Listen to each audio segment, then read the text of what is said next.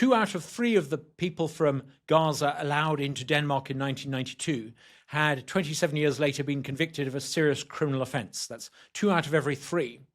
Over 80% of those Palestinians allowed into Denmark in 1992, 27 years later, 80% of them were living on welfare.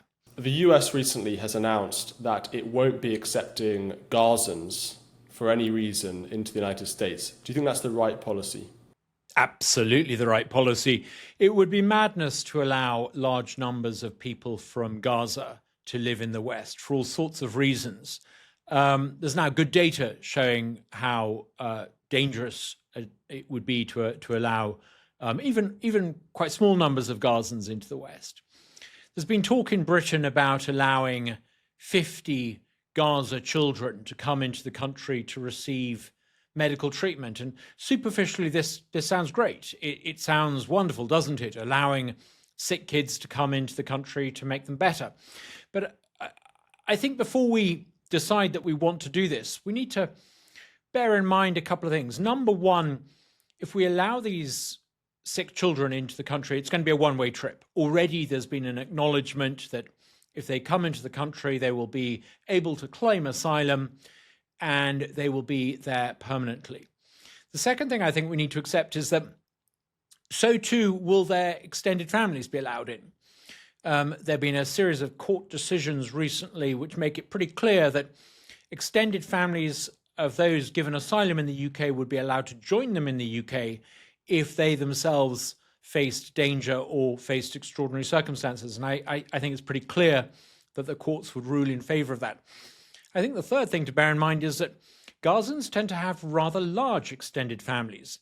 You're not just talking about 1 or 2 siblings.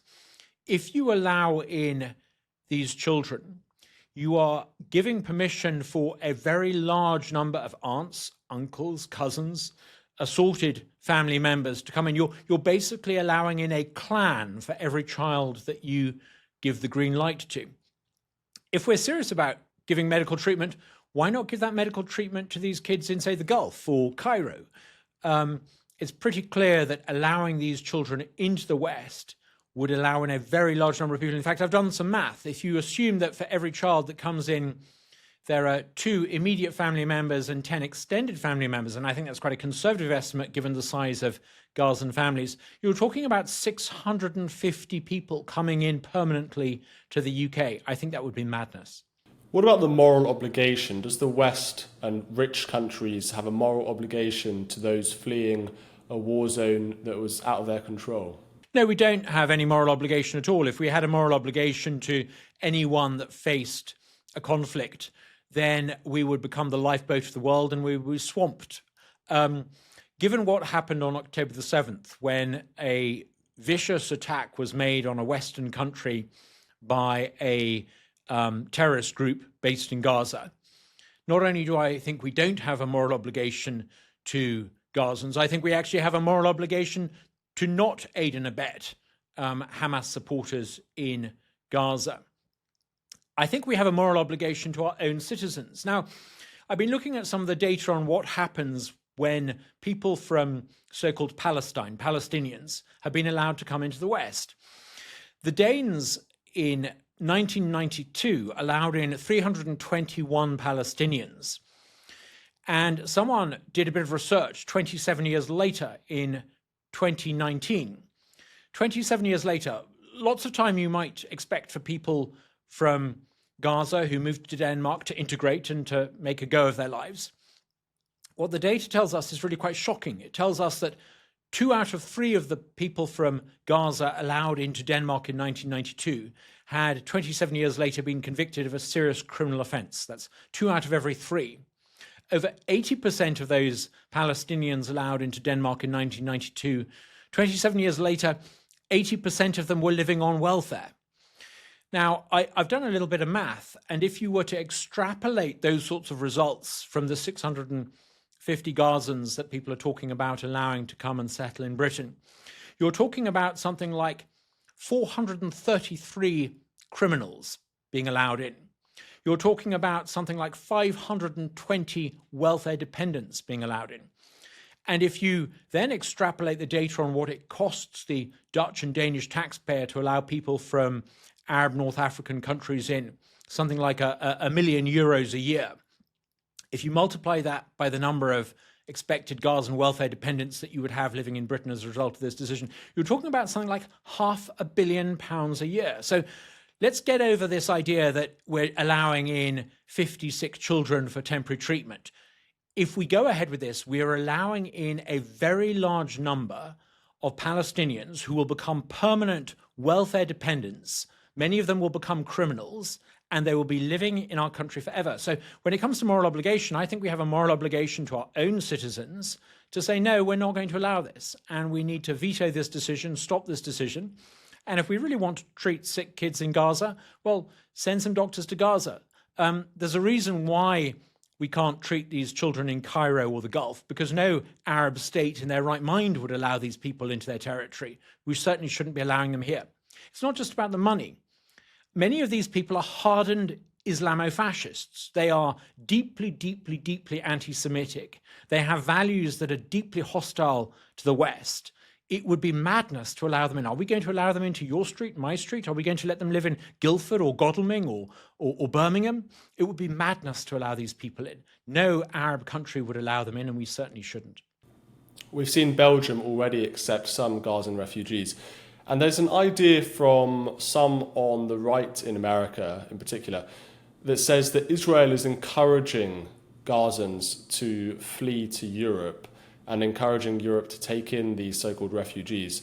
What do you make of this accusation that some Israeli politicians, this is a kind of calculated move to flood Europe with Gazans?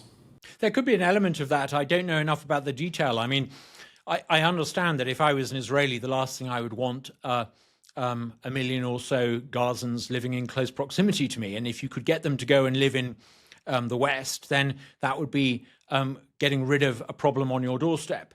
I can understand why it might be in Israel's interest to do that. It's certainly not in our interest to do that. We absolutely must not allow these Gazans into the West. And if a country like Belgium is going to allow large numbers of Islamofascists from Gaza to settle permanently in Belgium, then we certainly should look seriously at ending the rights of people in Belgium to settle in the West. It is an existential threat to the West. These are people who cheered and supported Hamas, many of whom have values that are deeply hostile to the West. And even without that Islamofascist dimension, we know from good, solid data that many of these people, once allowed into the West, would bring with them high levels of criminality, high levels of welfare dependency. Enough is enough. We simply shouldn't allow them in. Now, you might say, what are they supposed to do? Well, frankly, that's not really our problem. It is not our problem to try to fix the world and the world around us. It is our responsibility to take care of our country. We cannot be responsible for every conflict around the world, and it's simply not our responsibility to get involved in this mess. Two questions on that. First of all, whose responsibility is it for these Gazans? And second of all, you mentioned there are many extremists, obviously, in Gaza, and by accepting these people, you're kind of accepting what you call Islamofascists into the West. Some would argue that not every single Gazan is an extremist radical Muslim who supports Hamas. So whose responsibility is it? And what about this thing that, they're not all bad people? Well, I think a lot of the responsibility for Gaza's plight rests with Gazans. I mean, for a generation now, Gaza has been essentially self-governing, and it has put into positions of power and authority some of the most despicable, morally reprehensible people on the planet. Now, some responsibility for that must rest with Gazans. I think the next level of responsibility in your concentric circle of responsibility, some responsibility must rest with other Arab countries who have aided and abetted and supported Gazan leadership in doing everything it can to reject any peace overtures extended to it by Israel. It's certainly not anywhere near our responsibility for the mess that Gaza's in. I think some European leaders who have put large numbers of European tax dollars and euro euros into the hands of some of the Hamas leadership they need to take a long, hard look at themselves. But it's absolutely not our responsibility to sort out the Middle East and the Middle Eastern mess. And by the way, allowing large numbers of Gazans to settle in the West is not going to fix the Middle East's problems at all. It is simply going to import to London and the West the Middle East tensions. We already see this. We already see routinely large numbers of Muslim settlers in our country protesting in favor of regional disputes in their ancestral homeland. We're not going to solve the disputes in their ancestral homeland. We're simply going to export those problems into the streets of our own country. So enough is enough. Far from allowing in more Muslims into Britain, we should think seriously about removing from the West people living in Britain who are unable to assimilate and integrate and prioritize disputes in their ancestral homeland over their allegiance to the British state and the British way of life. In 2015, during the Syrian civil war, Angela Merkel decided to open Germany and therefore Europe to millions of Syrian refugees. How do you think, looking 10 years on, that decision, what do you think the legacy of that decision is? I think it's an absolute catastrophe. Germany has allowed in about 1 million Muslims a year. I think Angela Merkel will go down as one of the most catastrophic Western leaders of all time. She allowed in a huge number of outsiders to settle permanently in the West. I think this will change the demographic composition of Germany. I think it will create huge problems for Germany culturally and economically. I think the utility of many of those immigrants is very limited. Many of them are people from cultures that are unproductive. They have cultural preferences and outlooks that mean they're very unlikely to be productive German citizens anytime soon. Germany had, for about 30 or 40 years previously, a tradition of allowing guest workers from countries like Turkey to come to Germany. That alone created all sorts of problems, and that had lots of obligations and requirements and didn't extend citizenship to those guest workers.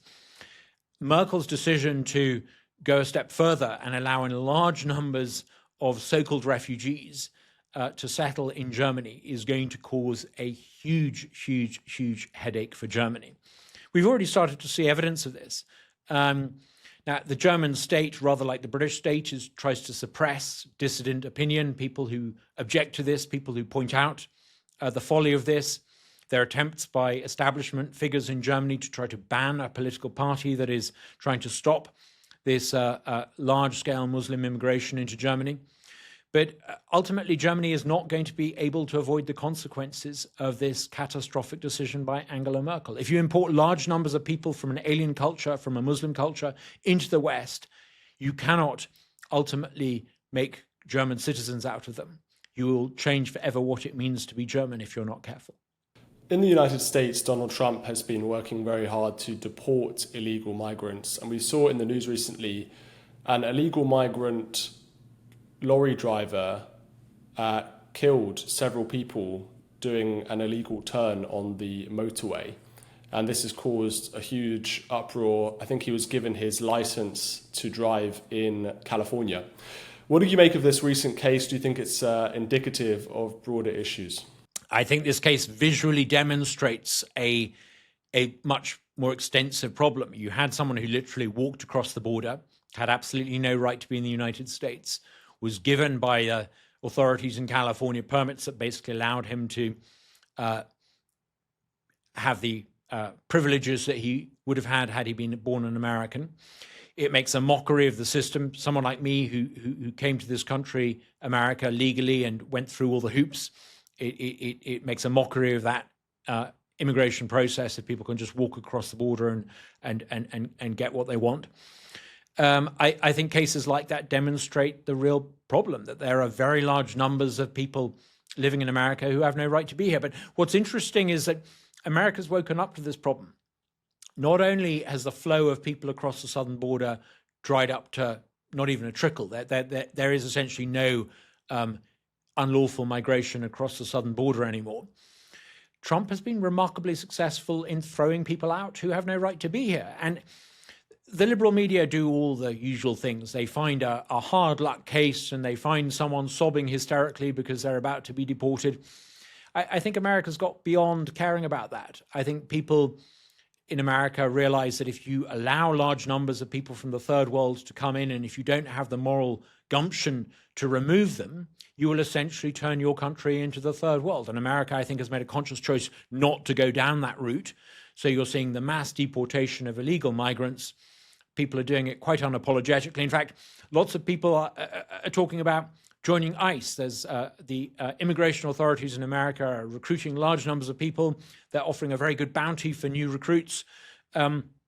I think millions of Americans are cheering on what Donald Trump is now doing in removing from the country those who are not meant to be here.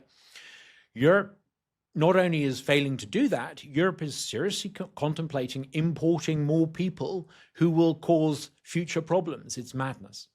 There are those in the US who accuse Donald Trump of being a tyrant and a dictator, not just on his policies on illegal migration, but also on law and order. Here in Washington, D.C., where I'm based, the federal government has sent in all sorts of troops, DEA agents, state troopers, people like that, or federal agents, I should say, into DC, onto the streets to try and prevent crime and trying to deal with crime here. There have been accusations that, again, Trump is acting as a dictator, that minorities are walking down the street in DC being harassed by these officers. What do you make of this so-called dictatorial attitude? It's a bizarre kind of dictatorship where every utterance and every executive order of the president is challenged almost automatically in umpteen courts, where every decision he takes is challenged by the court system, and where he has to essentially plead with the legislature to get things done. Now, America's not a dictatorship. America is working as the founders intended. There is a very prominent separation of powers. There are all sorts of checks and balances. The reason why people say dictatorship is because at last America has a leader with a clear sense of what needs to be done and who is lawfully and constitutionally using executive power to do it. This isn't dictatorship. This is determined government. There are all kinds of checks on what Trump can and can't do. The system is working as intended. But America is, I think, rather brilliantly coming up with new policies to address issues that have dragged on for far too long. You talked about the state of anarchy in Washington, D.C. And for years, that city has basically been allowed to descend into a state of lawlessness. I have been around the main station in Washington, D.C., and it's a deeply unpleasant experience, unsafe experience. It would be extraordinary, I think, to be a young person there after dark. I mean, it's the capital of the greatest country on earth, and yet its Union Square is basically allowed to descend into a sort of North American version of Mogadishu. The fact that America is putting an end to that nonsense isn't a sign of America's decay and corruption. Actually, it shows that Americans have had enough. They want a firm government. But of course, the Constitution means that every public official in America is accountable to some other public official. The system is working as intended. It is in Europe where they believe that somehow they have a superior system of government where no one actually manages to get anything done. America actually, I think, is solving a lot of its long-standing problems. And thank goodness, too. Given the conversations I have with Americans here in the South and across the country, I think there's this great sense of, thank goodness, a lot of these problems are finally being addressed. Not just immigration, but law and order, a whole bunch of things that have festered for a generation or more. Coming back to Britain, Danny Finkelstein in The Times recently published a column where he urged native Britons not to engage in what he calls kind of grievance politics. The white majority having some kind of ethnic grievance because of mass migration. He urged the population to calm down, don't go down that route. What do you make of that argument? I don't think Mr. Finkelstein's ever been elected for anything, and I think on the couple of occasions where he did stand for election, he came a very determined second or possibly third, I can't remember. I think members of the House of Lords who have been given a privileged perch in the British system by power of patronage because they suck up to the people in positions of power should be a little bit careful in the current climate. I think millions of people in Britain have never agreed with the idea that we should have mass immigration. In his column, Mr. Finkelstein almost seemed to say, well, tough, it's happened, get used to it. He talked about the fact that having created a multiracial society, a multicultural society, we couldn't undo it. Well, I'm not sure that that is the case. I'm not sure that that is correct. I think it is possible to get rid of some of the diversity that we've had in Britain. I don't think diversity has been a strength. I think actually diversity has been debilitating. It has debilitated Britain's capital city. It is debilitating our sense of cohesion. It is debilitating our high trust, functional society. It is perfectly possible to undo that with a program of mass deportation of people illegally and mass remigration of people who may well be in the country legally, may well even be born in the country legally, but are not willing to integrate. There is nothing inevitable about citizenship birthright. There is nothing inevitable about people who are second and third generation Britons, but who are hostile to Britain remaining. And I think actually Times columnists and centrist dads should be very, very careful, because millions of people in Britain, I think, are going to begin to want and advocate for the mass deportation of illegal migrants and the remigration of people who won't assimilate and won't integrate. We're often told that, nation states are outdated. I can't help noticing that it's only Western nation states that are being forced to accept this diversity and this mass acceptance of people from outside the nation state. I think what we're about to begin to witness are millions of people in the West, millions of ordinary people in the West, starting to insist that actually the nation state is the primary source of loyalty, and that fellow inhabitants of their country should be loyal to the nation state, or should find a nation state that better meets their interests. So I think Mr. Finkelstein is talking about issues that are not resolved. I think there are open questions that Times columnists don't even realize are now reopening. And if I had been appointed to pontificate about these issues, I would talk with a little bit more caution and a little bit more respect for Middle Britain, that is from Epping to the other side of the country, pretty fed up. Fed up not just with mass immigration, but fed up with people like Mr. Finkelstein lecturing them. The time is up for Times columnists. It'll be easier to change our pundits and our politicians than to change our people. You talk about remigration. Can you just explain what that means of the legal migrants? And also, you talk about remigration of second and third generation migrants who were born in Britain. Where are they meant to go? Well, I wrote an essay called Milestones that talked about this, amongst a number of other issues. And I proposed this idea that if you were in the country and you had come into the country illegally, a series of changes needed to be made to the judiciary and various other things that would allow you to be removed. But I don't think we should stop there. I think we need to recognize that there are some people who are born in Britain, but who want things like Sharia law, who want a way of life that is incompatible with the Western way of life. And I think we need to be able to remove their citizenship and remove them from the country. Now, there's a precedent here, the Shamima Begin case. She was a young lady who was born in Britain, went to Syria to support a Islamic extremist cause there, had her citizenship revoked, and has not been allowed into the country. Now, the basis on which she was denied her or had her citizenship revoked was that she apparently had dual citizenship.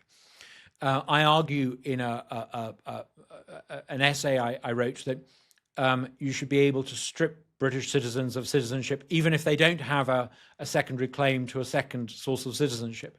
You should be able to do that. I think it'll become inevitable that we need to do this, because there are, I mean, already in Britain today, there are something like 40,000 Muslims on the security services watch list. At some point, I think we need to have a conversation about why we monitor 40,000 people in our country who are deemed to be a terrorist risk. Why not take away their citizenship and remove them from the country? Now, there's a lot of detail to be worked out there. To which country might one remove them? There are a number of possibilities, but I think we need to tackle head on this idea that simply because somebody has been born in Britain, that makes them British. It doesn't. Being born in a stable doesn't make you a horse. Being born in Britain doesn't make you British. And if you want Sharia law, at some point we have to address the fact that that is incompatible with being in Britain, incompatible with being in the West, and we need to create the legal mechanisms to remove you. But are you saying that these people should be forcibly removed, or are you saying that there should be incentives and disincentives to remove these people? I mean, because you get to tests like you say second, third generation people who don't integrate. Well, how do you assess whether they're integrated or not? Do you have to give them an exam and say, do you like the Queen? Do you support, certain law? Heaven forbid that we should put people through a test that says, do you believe in tolerance and fair play and the changing of the guards and all those sort of twee badges. You ask a mainstream politician in Britain what it means to be British, and they'll give you a sense of twee cliches. Now, I think there are some quite specific things you can do.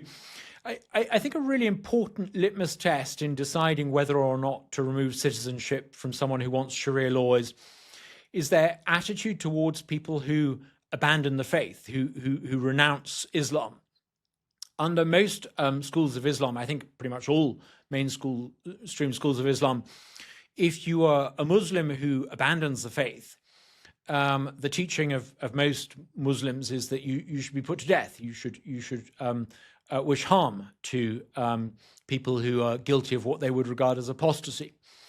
I think if it is your view that apostates, people who renounce Islam, should be harmed, then I think that should be grounds for you to lose citizenship and be removed.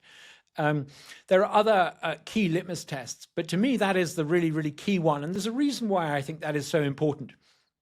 There's good evidence from the United States that American Muslim families, people raised in Muslim families in America, about a third of them will abandon Islam if left free as free Americans under the American system. About a third of them will grow up and abandon their Islamic faith. In Europe, in Britain in particular, the number of Muslims abandoning their faith is much, much lower. And this suggests to me that there's probably a greater element of social coercion in Britain within the Muslim community. So I think allowing people to be free in the West, freedom meaning to practice your faith, but also to abandon your faith, to change your faith, to give up your faith, to say, I may have been raised this way, but I'm not going to raise my children this way. I think if we make attitudes towards apostasy a key litmus test, that is really important. So I do think you need to be prepared to assess people. You need to be prepared to assess people who want Sharia law. And if they're serious about it, I do think you need to create a precedent to strip them of their citizenship. Yeah. I don't think we should be apologetic about this. I mean, for years in Britain, the sort of the slam dunk argument from the other side is, you're talking about people who are born British. No, they're born in Britain, but they're not British. Where you happen to start your life, largely as a case of accident by where your mother happened to be when you were born, doesn't become the final word in where you live your life. If you want to live your life according to the teachings of a 7th century prophet and various pre-modern hadiths, you shouldn't be allowed to live in the West. I don't think we should hold back in addressing some of these issues.